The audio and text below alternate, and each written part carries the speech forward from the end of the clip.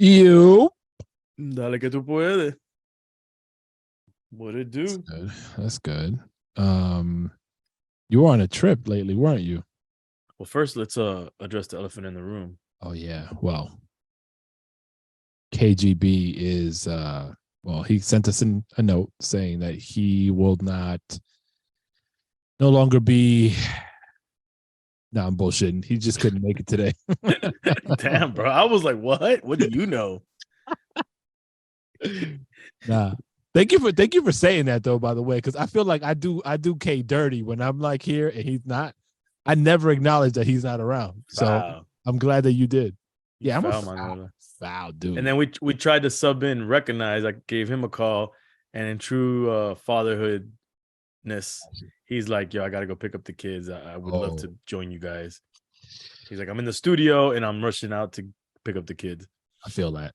That's all right. No hard feelings, Reco. No, I'm bullshit. Fuck you, Rec. No, I'm kidding. But what's up, Manuela? Man. Oh, I was on a podcast yesterday talking dad stuff that was actually really interesting. What was it? It's called The TV Show. TEEVEE. He was on our show a while back, like a year and some change ago.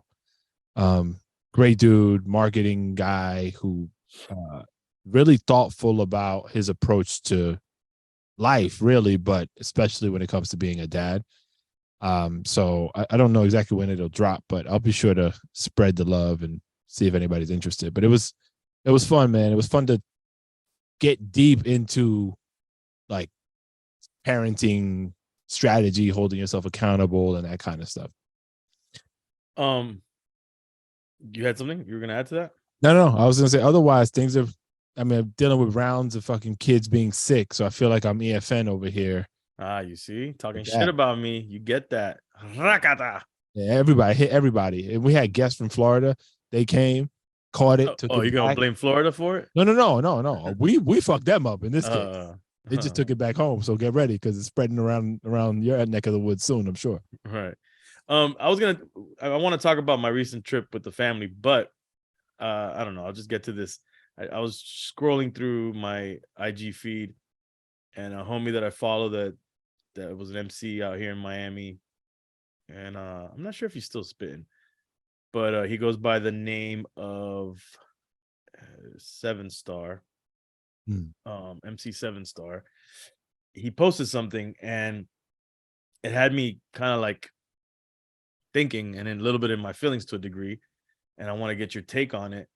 So he posted, one of the worst things I've ever done as a father was to leave my kids at school in the hands of absolute strangers as toddlers. It hurts me to this day. I'm sure this feeling of regret will never leave me like I left them. Wow. I wonder what happened. He didn't go into any detail, or is it just simply the fact that he did that? I just think simply the fact, and and then I read a couple comments, and there was like a mother that wrote in there that, that she remembers how she used to feel and that she didn't want to do that to her kids. And the pandemic, she thanked the pandemic for keeping the kids home. Right. And his kids are a little older now, so that's why he's like kind of reflecting. But reading the mother's comment made me think, because I tell this to my girl all the time, like, and when it comes to picking up the kids, I'm like kind of really hardcore about picking them up as soon as possible from school, because one thing I do remember is I remember being that kid, seeing the kids leaving, and every time a kid left, like I started getting that like a butterfly in my stomach feeling of like being scared or worried, like I was being left, like, or my mom forgot, and then I would like play out these scenarios of like, and sometimes I'd end up being like the last kid, or like as every kid leaves and it starts to get more quiet and you start to feel more alone, I'll play out these scenarios of like, did something happen to my mom, or did my mom, my parents aren't together, so now did my mom decide to leave? Wow. And I would like play out like me being taken to an orphanage. Like I would play out like all these crazy scenarios. I had a very wild imagination as a kid. And Damn. I mean, that's not that wild considering, like, I think that's a very real fear to have in that scenario. Like, yo, your pops bounced.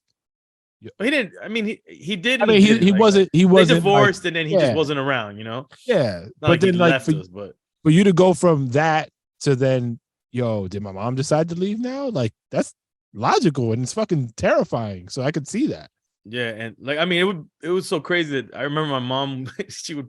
I think I've said this on the podcast, but she would pull up to a like we'd be leaving like the neighborhood or whatever, and she'd have some mail, and she would like pull up to like to a mailbox in the corner, and she'd like, okay, put that in the mailbox, and I would be like, oh, she about to drive off on me, Oh, wow. Nah, I don't remember you saying that. and I would like go to the mailbox like looking back, So like would you say that you still have, well, maybe not so much anymore, but like growing up, you've had like this fear of being alone or abandoned, I should say.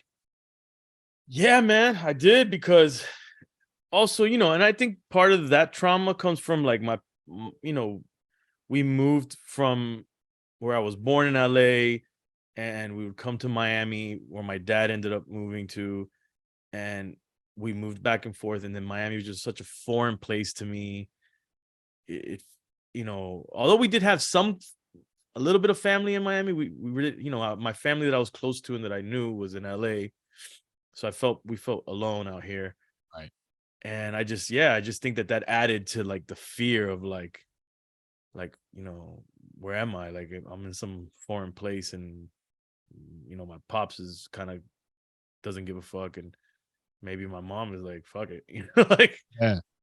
I And don't know, I so don't know. that trauma still lives with you, but in the sense of like, yo, I don't want to ever have my kids even have to contemplate that thought. Yeah, no, I remember those feelings of Yeah. being like it was like I Scary. was, yeah, I was scared, bro, as a kid. Like again, and it was all psychological. I remember just like telling myself, like, like fucking stop thinking crazy. Like, your mom, she's just running late. And my mom was on Cuban time all the time, dude. Right. So she was always fucking late. So, Right. so, uh, so it was just like, but every time I would be like, fuck, like I would go through the motions of now I gotta go to an orphanage, or this and that, and like child service. Like I just went like years down the road what I would end up being like it was just all terrible. And or that I would end up with my dad, which at the time I was completely scared of being alone with him because Right.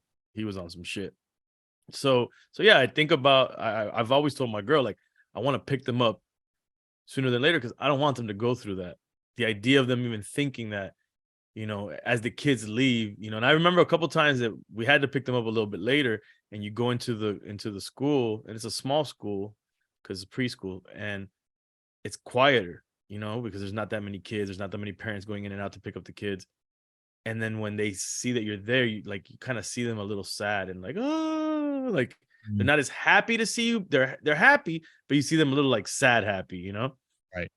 Like, damn, I've been here a little bit longer than I expected. Like, we're Yeah, working. yeah. But then you add that to the whole idea of even sending them to school Right. at that age. And this dude's talking about he regrets that completely. Damn. Made me be like, damn, man. Like, because sometimes I do think that. Sometimes I say to myself, like, Made a mistake. kids that aren't fully developed to the mentally where they could speak and understand a little bit more. I don't know that I feel that comfortable having them in the care of strange adults. And so for both, your son that's new for him. You got him going to school now. Do you feel like he's not able to communicate effectively enough for you to feel comfortable with him in a school environment? Communicate if something's wrong. Just because, like you were saying, like you feel like they have to have a certain level of understanding and communication and be able to like communicate. Do you feel like he doesn't have that right now? The thing with him that I feel a little bit more comfortable is that he has his sister there. So I feel like with her being there, he feels safer. Mhm. Like if at any point he feels scared or lonely, he could just like either hear her because the school's not that big, or if he's crying, they could bring her to him or him to her, which we've Got it. told him to do. So I just feel like with her when she started, I wasn't as comfortable. And just for both of them in general, the idea of this, um, we don't have a big family, but in big, especially Latin, I would imagine all minority families are just in general big families. They can, if the grandmas and the aunties are around, they could take care of them. Yeah. Because the reason for needing to take the kids to school at young ages is because the parents got to work, got to do Yeah. things, Right. and you need to free up your time. It doesn't phase Yeah. me like it does, like it sounds like it does you and Seven Star. I don't have any regrets, but I also think it's different because I give a lot of credit to having 3 kids, having one that's 15 years old, that's kind of gone through the cycle.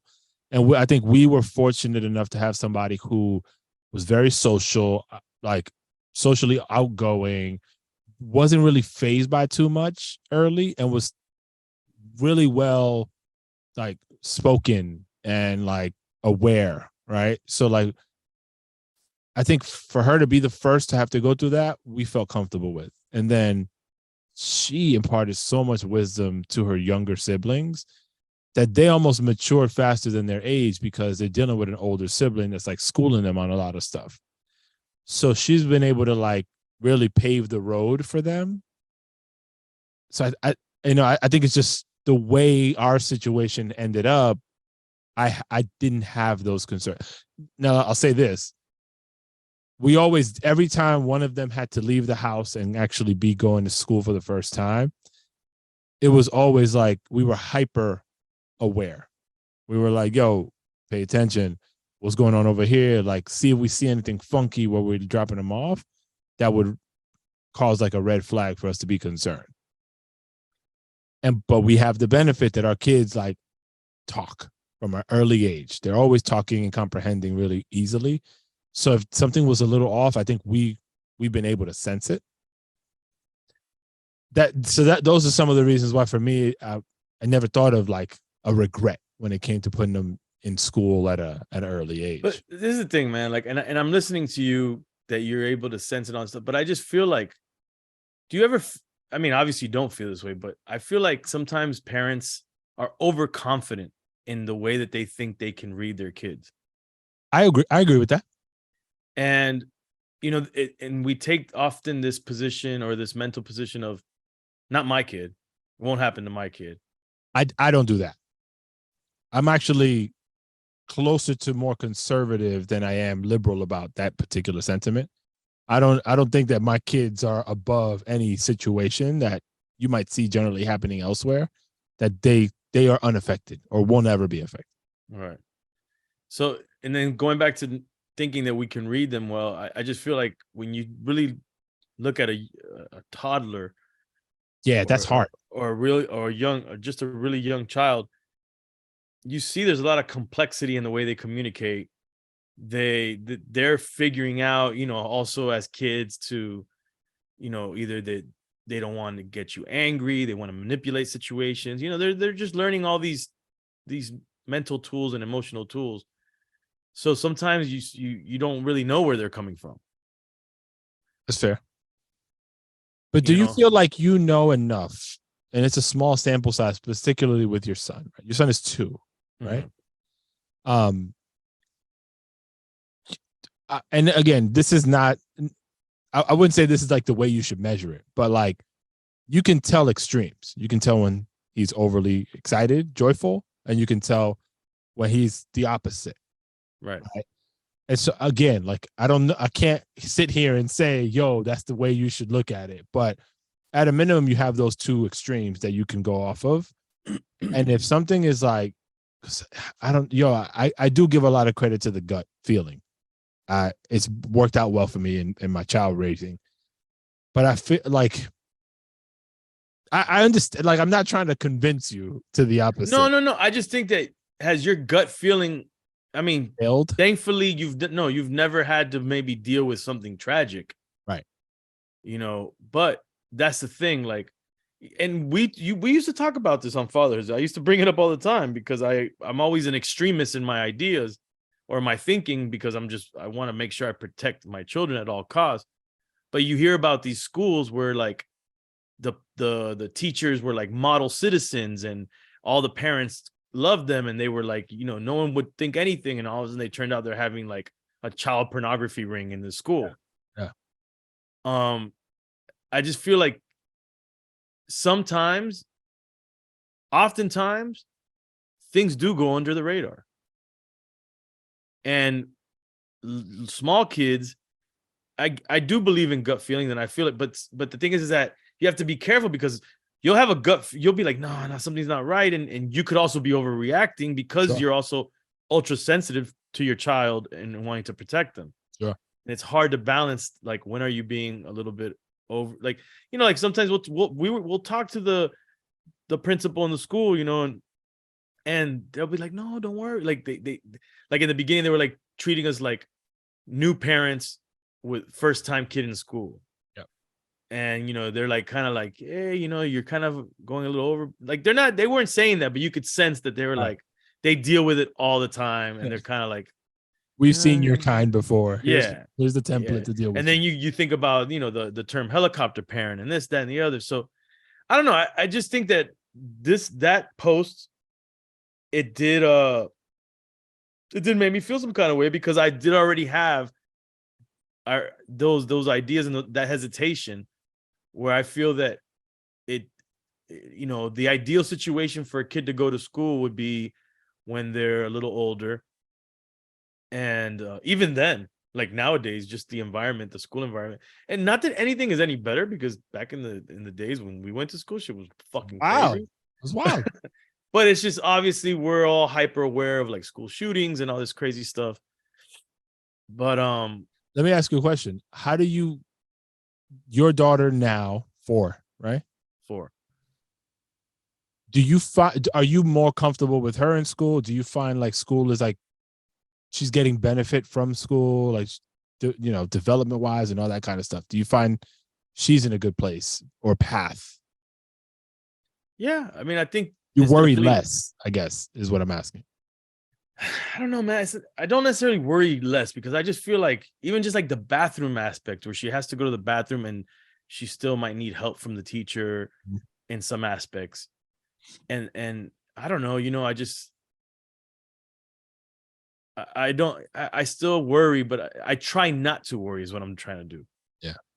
And I'm trying to just like, read my gut feeling more and just look for red flags. But I always think about those things that just go under the radar, like what, the what ifs.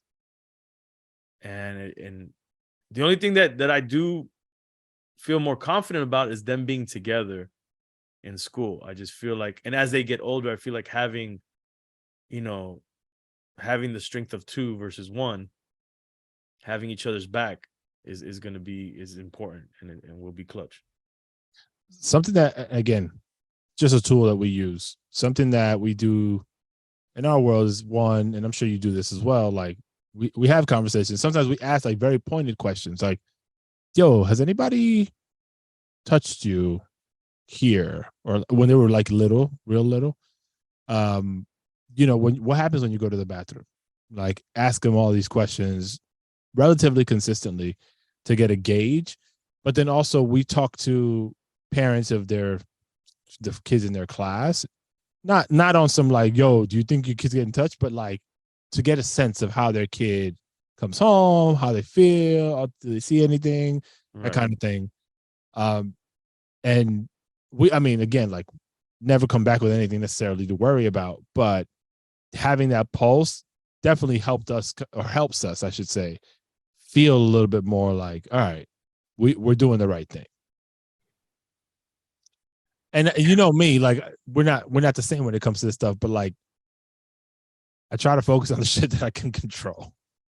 There's aspects of what you said that you can control, and then there's aspects that you can't. You kind of just got to like trust. And so you got to figure like, yo, did I make the best decision in picking the place for my kids to go to school based on what I know? And if you could say yes, then I think that says something, because especially in your case, because you are like very observant, you've got extreme like ways of thinking sometimes. So that helps you hedge more than I think like me. I'm more like, fuck it, let's give it a shot. You're like, well, if we give it a shot, they might shoot back. Let me, you know what I mean? So I don't know. I think if you decide at the end of the day, yo, it's okay, you probably did the right thing. Right. I mean, when it comes to picking out the place, like I definitely put a lot of weight on my girl's shoulders to do The research. She did the research, and then we both go in and do the final analysis. Yeah, man. So yeah, that was something I wanted to throw out there. Yo, this has been like I gotta say, like the empty nest thing for you has really been like a struggle. Still, it's been a couple months, 2.5 months. I wouldn't call it empty nest. I mean, right, but I'm saying you don't have because you don't have the kids in the house for an extended period of time now, right? Which it's like empty nest junior. And I feel, and this is the thing, this is where a little guilt sets in, because it really does free up, like both of them being in school frees up so much time that is like you forgot you even needed it. I mean, you knew you needed it, but once you have it, it's like, wow, like breathing room to get things done. But at the same token, I'm like, at the expense of what? I never hope to want to have to look like that post where I'm gonna regret it for whatever reason. And anyway, so that's, I would love to see what any of our listeners, viewers, or anybody on IG or any of the socials, what they think. Please comment if we post this or whatever. But onto other developments. So my kids went on their first airplane ride. Took them to the West Coast. That was nerve-wracking, to say the least, leading up to it. Right. Where I was like, oh man, this is gonna be crazy. Like you were like agonizing for weeks about this shit. Yeah, I was stressing it, man. I was stressing it. I mean, just look, there's a couple layers to it for me, at least. It's already crazy if you're just taking one toddler on their first airplane ride and long airplane ride. That's already stressful. That's hard, because it's like that's the first, and then it's like 6 hours. Yeah. Right. Then we're taking 2, so we're doubling that. We're going on this long flight. And then, there's a part of me, just to be quite honest, is like, I'm not about the celebrity stuff of like drink champs, Yeah. So I feel a little awkward, I appreciate fans and I appreciate people who show love, but I just, when it's with the family, you just never know. You just never know where people are coming from. And the fact that someone might, recognize you and you're not going to recognize, you don't know that they recognize you. It's just vulnerable. Mm-hmm. So, that aspect of it too. So you couple it with like your kids and dealing with the flight and, them potentially wilding out or having, meltdowns. And then you add attention being drawn to you because of that, and more attention potentially already being drawn. It's just a little unnerving. But you made mad movies in your head of how this shit was gonna go. Oh man, I played out scenario strategies, everything. Like how are we gonna deal with certain different situations. So I can happily report we made it back in one piece. I see.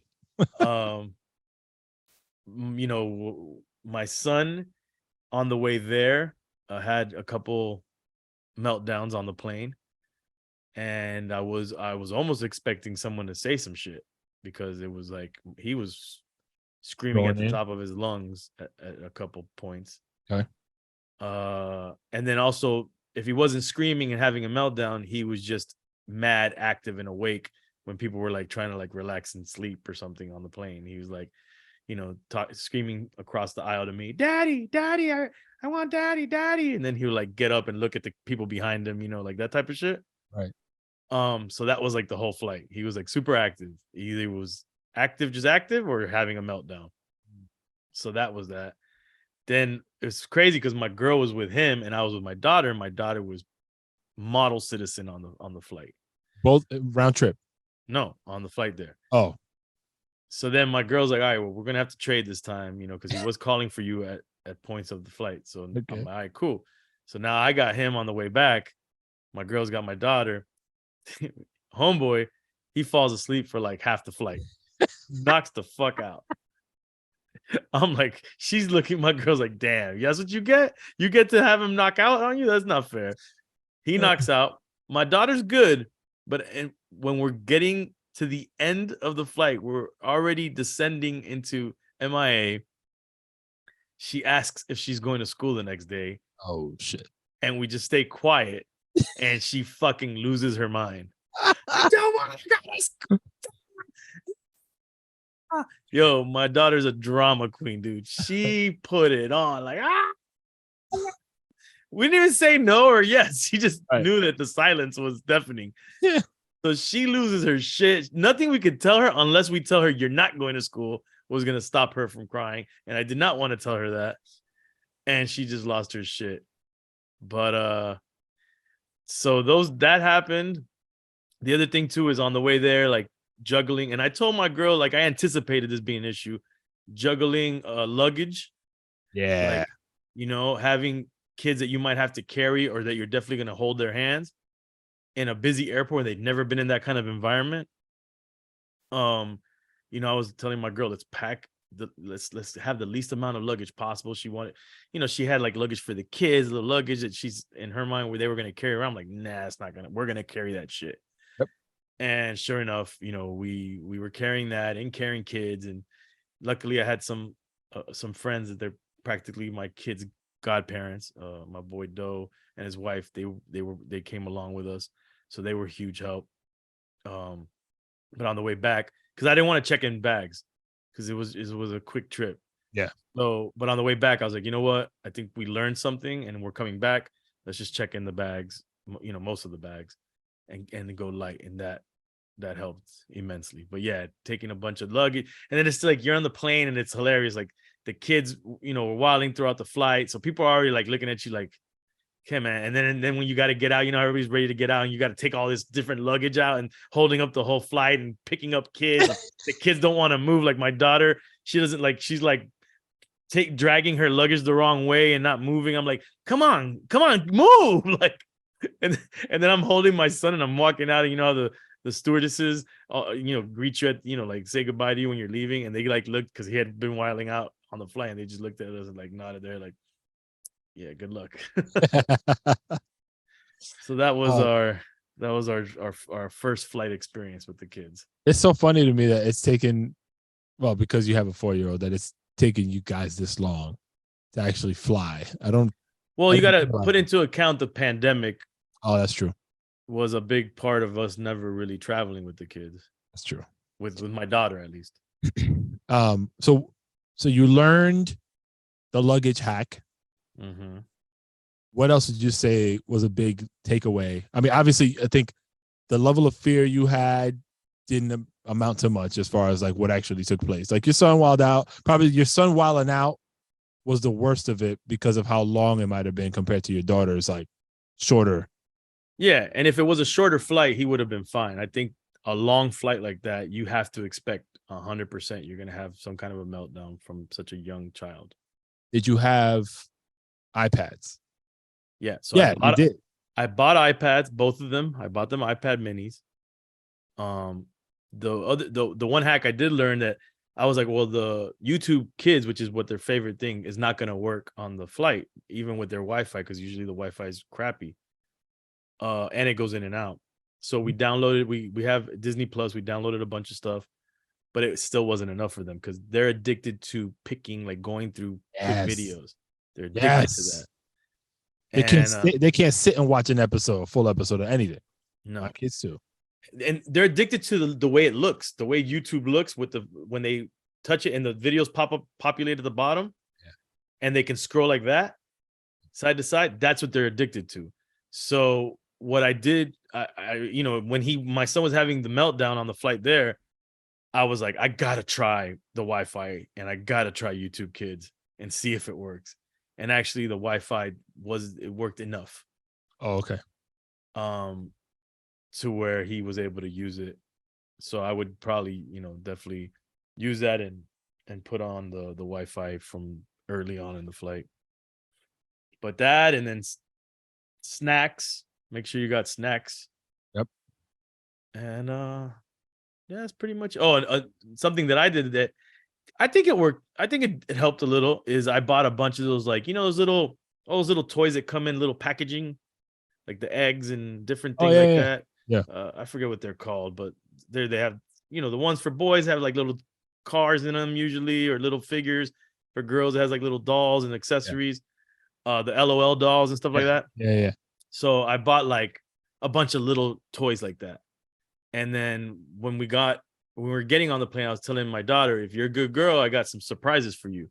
And then she knows what that means, and she got excited. And then, as we started flying, and she started like kind of just like, she wasn't doing anything, but she was like, okay, well, here's one. If you there's more to come if you're good. And I was like, So you were bribing your kids. basically, I like my son, when one of his, like, he was about to, when he was doing the daddy thing and he was being kind of annoying, You were I like, go, I go to my girl, I bought him like a little Star Wars thing. Here, boom, he loves Star Wars. And he's like, oh, and then he was like playing with the little stormtrooper for a good 15-20 minutes. hey man, whatever you got to do. But it's funny that again, like, your extreme thinking didn't really play out the way you expected. So the flight, I'll call that a win. It wasn't as crazy as you would have thought it would have been. When you got to your destination, they were chill because they're not in their environment no more, right? Like, but they're kind of, I think they've done that before, so that's not new. You mean like being in Cali? Yeah, being away from home basically for an no, extended yeah, period. they're one thing they've gotten used to is being in hotels already, Right. and dealing with that. So, they don't sleep well. Nobody sleeps well in the hotel rooms. But the first night, terrible sleep when we got there. Plus, there's there's kind of like a jet lag thing. We got time change and all that. Yeah. But the second night, everybody was just so exhausted that everybody knocked out. The other hack too is one, it's hard to find. So we did first class. I used all my airline miles. I'm like, I'm not taking these kids on this first flight and this long flight unless it's first class. Right. So I used all my miles for this quick trip. How many days were you out there? 2. Damn. One, but it kind of 2. Okay. So picking the seats, it's 4 of us to try to keep us together. So there was always one seat I couldn't get to be together. So both flights I had to tell someone to move, or ask them to move, not tell them, ask them to move. So I remember we get into the plane and I'm telling my girl's like, something she's just like whatever about, but I fly a lot. So I tell her, no, we got to go in right. We got to be the first ones in there for luggage space, for, and we also have to ask somebody to move. So it's better that we're there before they even arrive. We get in the plane a little, we're in the first ones in, but we still lagged a little bit. And some dude's like in the seat that I need him to change. And he's like getting comfortable. I'm like, fuck. So I'm like, hey man, and I purposely got the seat that correlated, like it's the same seat, just Right. another Just row. different row. So I'm like, hey, sorry, but I got family. Could you move to that seat? And he's just like looking at me like he was just getting comfortable. And I'm like, fuck, bro. I'm like, look, man, and then he can't say no. Right. So boom, he moves.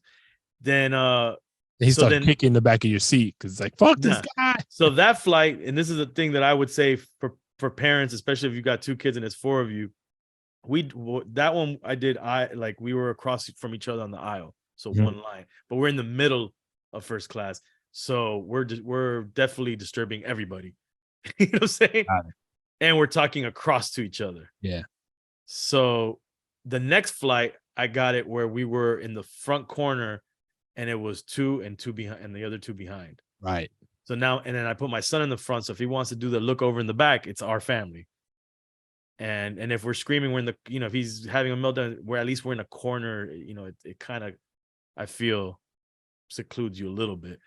But again, I had to, so then we get there first on the seats, and then the other person comes in, and I'm like, oh, can you move to it was an aisle seat. I said, could you move to the other aisle seat And they were like, no, it was a lady. She's like, no, because me and my husband, we got our seats next to each other in the aisle. So her husband was like in the aisle across. Yeah, opposite side of the aisle. And I'm like just looking at her with a stone cold face. And I'm like, so you want to sit with my kid? And then her husband came and she's like telling her husband, oh, they want us to move because they got a family. But she was like annoyed. Yeah. And I was like, she's like, where's the seat? And I'm like, well, it'll be right behind you. It's the aisle seat, but right behind your other seat. And then they did it, but they were super annoyed by it. Damn. And then they ended up, I don't know what they did, but they ended up telling other people to move for them. And they ended up together in the seats. Musical chairs. Yeah, for real. Damn. Nah, that's too much. So yeah, we survived, man. We survived. You survived. That's good. That's good. So are you going to freak out next time again? Yeah. You are. Yeah, that's what I thought. I need to go through the motions a couple times. I was going to say, it takes like 5. Once you get to maybe 3. Once you get through 3 of them joints, I will tell you, like, yo, and I know you're going to say, like, yeah, nothing fucking ever happens to you. But like, when we took a Euro trip with all 3 of my kids, much younger. My youngest was a year. Yeah, she was a year old, year and a half. A 4-year-old, and then a 10-year-old. We went to Italy and started up in Milano, Flausen, and then went all the way down to Rome. And we made stops along the way. Trains, buses. With a toddler? A toddler, my G. Yeah, but you got 2 other kids that can help with the toddler. Yes, but I also had, at the time, the 2 young ones, animals. So they were animals? Animals. Or you gave them animals to take on the trip? They were animals and they ate animal crackers. So yes. And so it was, I expected it to be tough. I also had my mother with me, who was an elderly lady. So like, you have to deal with that as well. Yeah. So I had to carry all the luggage. And it was a lot of luggage. We were there for 2 weeks because we tried to cover all that terrain. And bro, like it was as smooth as it could be. Like we had the iPads. We something we developed really early with our kids, and I'm sure you've done this, is the look.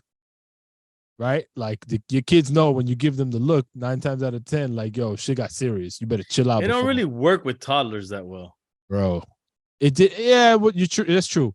But because I had 2 other ones that knew what it was, she usually fell in line. She was the one that was the most rambunctious of the bunch. Right. But them kind of forcing them, like, yo, y'all better figure it out. Like, play with each other, like, keep each other entertained. Like, it worked. And we were relatively chill throughout all the plane hopping and transfers and all that stuff and all the train rides. But it was wild, but it was fun. I wouldn't recommend it to somebody like you. You're wild for that. Not yet, but yo, try it one day. It's fun. Nah, I'm trying to do a short. I mean, we have family in the West Coast, so we're definitely gonna do it again. Yeah. But I want the next flight to be a shorter flight. Just break to them into more. Go through the motions again. You know what's funny? What surprised me is I thought that because my daughter, one thing she said early on, when we told her we're gonna go on this trip, and she's like, "I'm scared," and I'm like, "Why?" She goes, "I don't want to fall out of the plane." Yeah, you mentioned that. And one thing that surprised me is that they almost didn't give 2 shits about being in the air. Like me as a kid, I remember flying, and I was always amazed about, like, wow, we're flying above the clouds. I'm like looking out the window, like in amazement. Like I thought it was an amazing thing. I'll be like, look at the clouds. Look how little the city looks. Look. My daughter would look and didn't give a damn. I'm still more amazed by it, the fact that we can fly than my kids are. It's crazy. I'm like, come on, man. What the hell? It's wild. Yeah. All right. Well, I'm glad that chapter, you can consider it closed, and now on to the next test. You know what? You could do like a bougie play date and come up to New York. Yeah. And, it's a quick trip. And then we can, hop around in the snow. Do they have an airport your way? or it has to be one of the It's metropolitan airports in it's about an St. hour Louis? away. Which is what? Newark. Oh no, man, that's one of the regular airports. Yeah, it's a regular airport. Oh no. I'm not flying into New York with these kids, man. New York is wild right now. It's wild right now. It's always wild. New York is always something. wild. No, I don't know, man. I think New York is trying to like relapse into the 80s right now. Oh, bro. I went there in the late 80s, and I saw New York. I went to Times Square in that era. Like I seen what is it that was. when you went to the Bronx too? That time? Nah, in the 90s, I went into the Bronx. Okay. In the early night, like 92, 93. So did you see the burnt down buildings? Yeah. It Well, some. I can't say that. I can't say that I saw the burnt down buildings Bronx. Okay. Yeah, shit was wild. Oh, you just froze, son. Yeah, you still frozen. Are you gonna unfreeze? Can you hear me? Hello? Houston? Goodbye.